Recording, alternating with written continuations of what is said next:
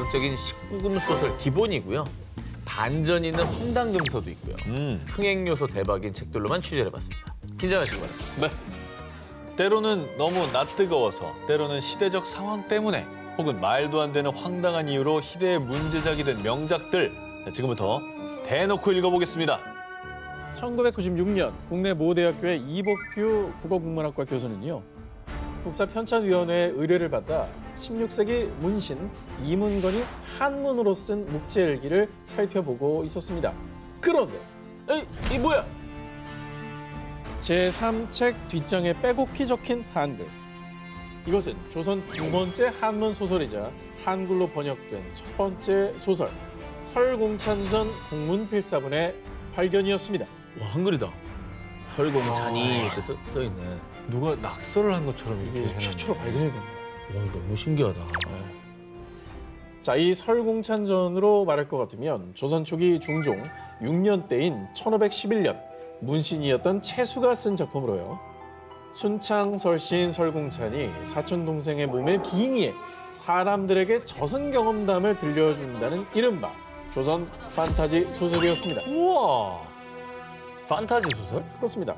자, 그런데 말입니다. 당시 설공찬전이 세상에 나오자 백성들의 정신을 흘리게 하고 풍속을 어지럽힌 이 책을 모두 불태워라! 심지어 요서 은장률, 즉 요망한 내용이 담긴 책을 숨긴 자는 단죄로 다스리겠다라고 공표했습니다. 야. 특히 조선왕조실록 중종실록에 설공찬전의 주인공 설공찬이란 단어가 모두 6번 등장한다고 하는데요. 설공찬전을 소각하다 같은 부정적인 내용뿐이라고 합니다. 근데 왜 금서로 지정이 된 거죠? 유교를 근간으로 삼는 조선에서 저승을 소재로 불교의 윤회를 다루고 있어 집권 세력의 심기를 거두렸고요.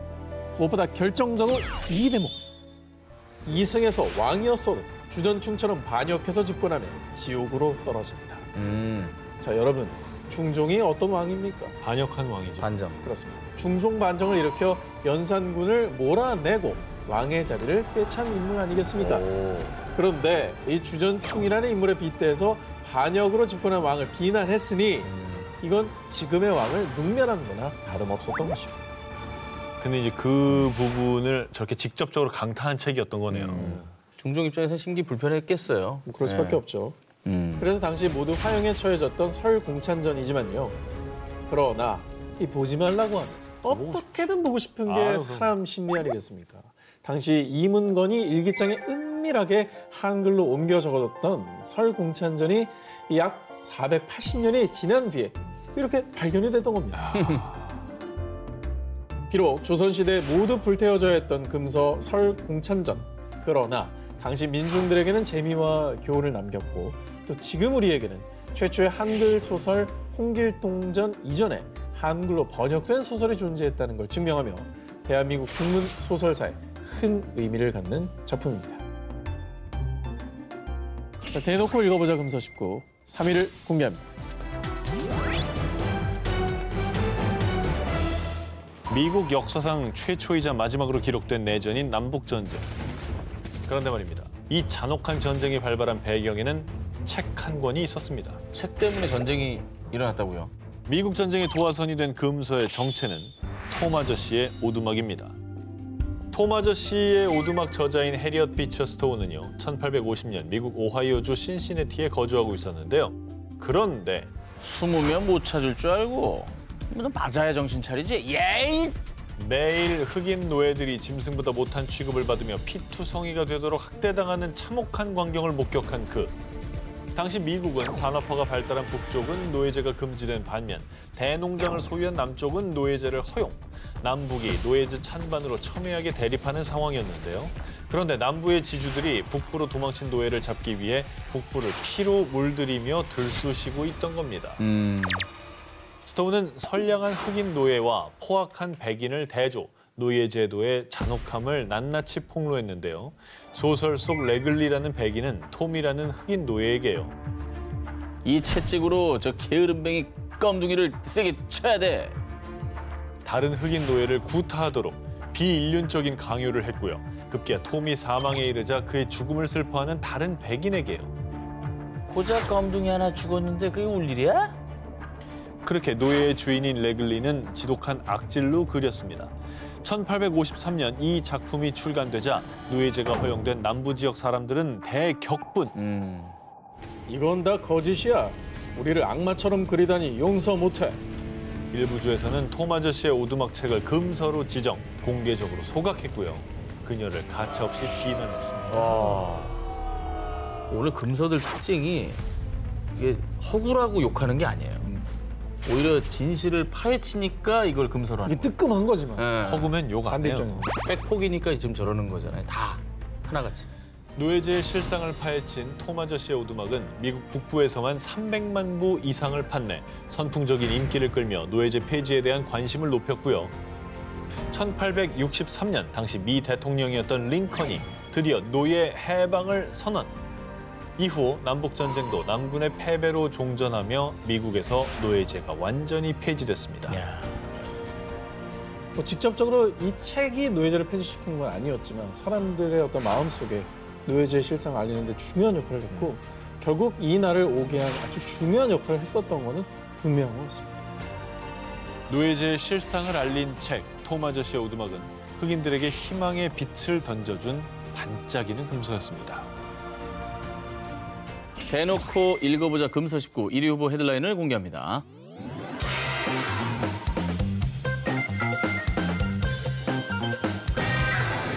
(1857년 1월 19일) 프랑스 파리에서 열린 한 재판. 미풍양속을 어긴 소설입니다.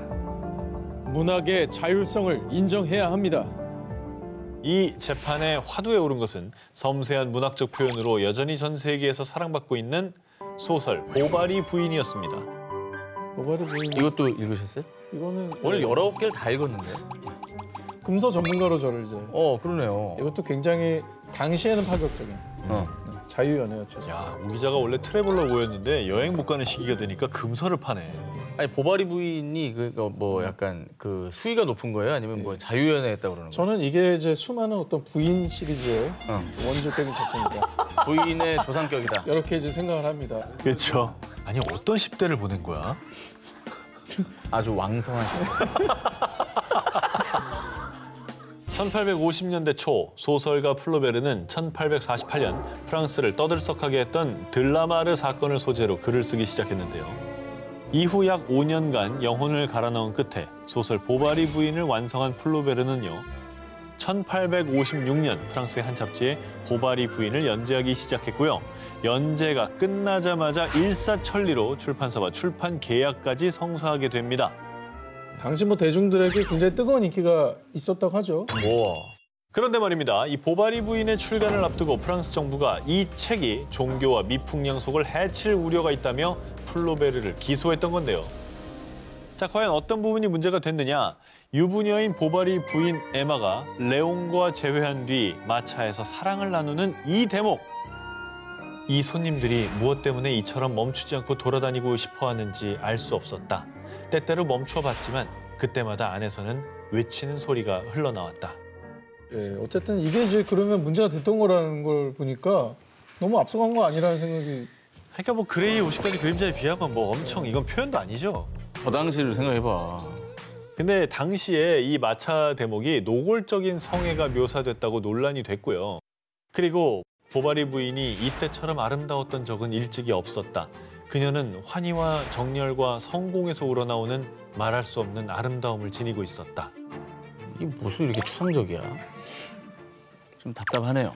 근데 이 부분은 불륜을 저지른 뒤에 이전보다 더 아름다워졌다니 이거 뭐 대놓고 불륜을 조장하면서 미풍양속을 어긴다 이렇게 주장한 거였죠. 자, 이 재판의 결과는 재판부가 문학의 자율성에 손을 들어주며 플로베르에게 무죄를 선고했는데요. 그리고 이 소송 사건으로 한바탕 유명세를 치른 보바리 부인은요.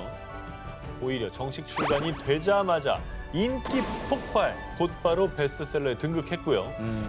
현실과 낭만 사이, 통속과 우아함 사이에 팽팽한 긴장을 균형감 있게 그려낸 수작으로 여전히 사랑받고 있습니다.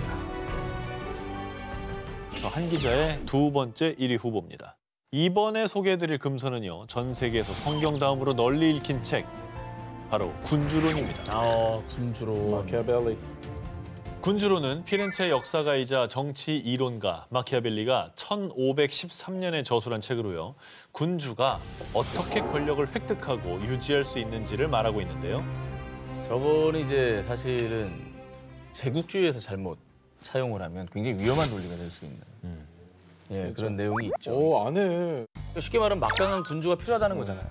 아니 오늘 나온 19개의 책 중에 두 번째로 읽은 책이 나왔네요. 둘리 다음에 두 이거. 번째로 들은 책입니다. 현재는 일명 리더십 안내서로 통하며 전 세계 CEO들의 필독서가 된 이 책. 그런데 말입니다. 1559년 교황청에서는요. 가톨릭 신앙을 가진 사람에게는 적당치 않은 악마의 사상입니다. 교황 파울루스 4세가 금서로 지정했습니다. 근데 악마의 책으로까지 할 건가요? 이게 왜 교황청에서 이렇게 예민했던 거죠? 마키아벨리가 살던 시기에 이탈리아는 분열된 도시국가 형태로요. 강력한 통일 왕국을 이룬 프랑스와 스페인에게 잦은 침략을 당했는데요. 마키아벨리는 이를 막기 위해 강한 통일 국가를 형성할 현실 세계 군주의 모습을 군주론을 통해 제시했습니다. 그런데 그중 특히 교황청의 심기를 건드린 것은 군주론 제11장인 교회형 군주국. 내용을 살펴보면요. 교회형 군주국은 인간의 마음이 감지할 수 없는 초월적 권능에 의해서 다스려짐으로 논의하는 것을 삼가겠습니다. 이 국가들은 신에 의해서 세워지고 유지되기 때문에 그것들을 검토하는 것은 오직 오만하고 경솔한 인간의 처사가 될 것입니다. 교회 권력을 청산하지 않으면 이탈리아의 통일은 불가능하다고 주장한 겁니다. 사실 그 당시 중세시대면 가장 막강한 권력이 교회 권력인데 그렇죠. 여기에 반기를 든 거 아니겠습니까? 그러니까 뭐 교황청 입장에서 우리 뭐 조선 얘기도 했습니다만 영모 수준으로 받아들일 수 있는 거죠. 군주론에 대한 논란은 이뿐이 아닙니다. 군주론 제15장을 보면요. 악덕 없이 권력을 보존하기가 어려운 때에는 그 악덕으로 인해서 악명을 떨치는 것도 개의치 말아야 합니다. 이에 프랑스인들은 목적을 위해 수단을 가리지 않는 현실주의 정치를 마키아벨리즘이라고 부르며 비난했고요. 훗날 러시아의 황제 예카테리나 2세, 독일 프로이센의 프리드리히 2세는 마키아벨리의 군주론을 금서로 지정, 인간성을 파괴하려는 괴물의 저작이라고 규정했습니다. 실제로 이게 독재자들이 좋아했다고 해요. 히틀러, 무솔리니가 이 책을 즐겨 읽어서 군주론이 독재자들의 교본, 후본으로도 이름이 널리 알려졌죠. 자, 그런데 말입니다. 군주론을 찬찬히 읽어보면 독재를 찬양하는 건 절대 아닙니다. 마키아벨리는 군주론을 통해 최초로 정치와 윤리, 도덕을 분리, 실제로 문제를 해결할 수 있는 현실적인 군주, 리더의 상을 제시했는데요. 군주론은 더 이상 악마의 책, 금서가 아닌 CEO들의 필독서로 변모했습니다.